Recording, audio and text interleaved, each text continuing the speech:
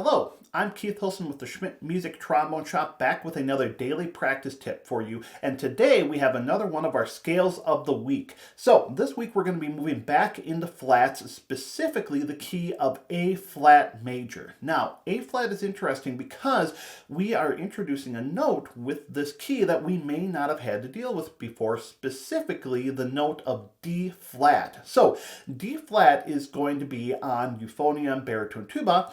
It's going to be 2 and 3. On trombone, it's going to be fifth position. Fifth position is very interesting on trombone because there aren't really any great markers, guideposts for where it is. It can be a little bit tricky to figure out exactly where that note locks in place because it's not fourth position.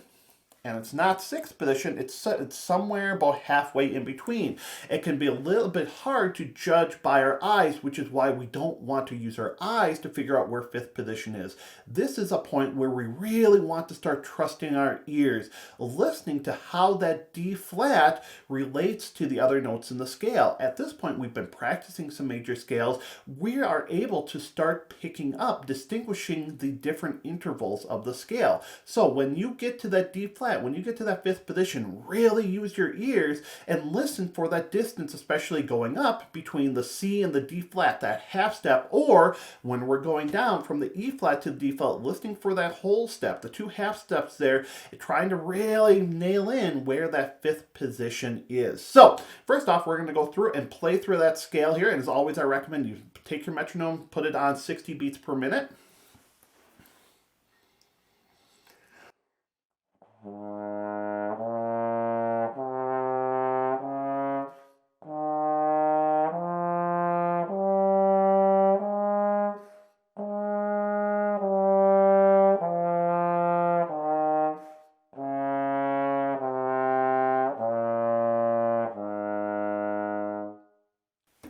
Good. So, just like we did last week, we are going to do an additional exercise with this scale. We are going to go in alternating thirds like we did last time as well. So for example, A flat to C, B flat to D flat, etc. We're going to throw a new wrinkle into it as well. I've talked about this before. Scales are a fantastic way for us to work on articulations as well and to practice different articulations. So what we are going to do is when we are going up through the thirds, we are going to slur the notes. So reminder, a slur is connection, right? We want the notes to be as connected as possible as we go through. How do we do that? We are going to, on tuba euphonium, we're going to essentially take our tongue out of the mix. Just let the valves do the work. On trombone, we're going to use the softest tongue possible, very like do or tho. Do, do, do, do. Just trying to think connected, smooth. On the way down, we are going to use a tenuto articulation. What does that dash mean when we see that? All it means is that the front, the beginning of each note is articulated. So we can use a nice toe or do articulation.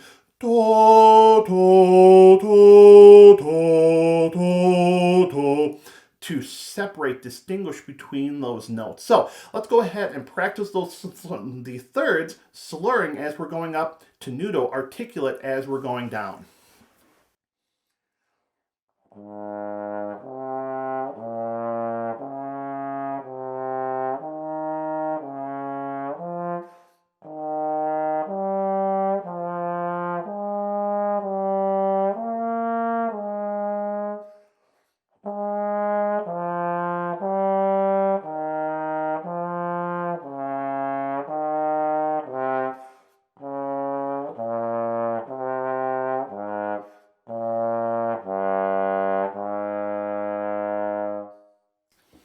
As always, I encourage you to put this scale, the key of A flat major, into your regular practice routine.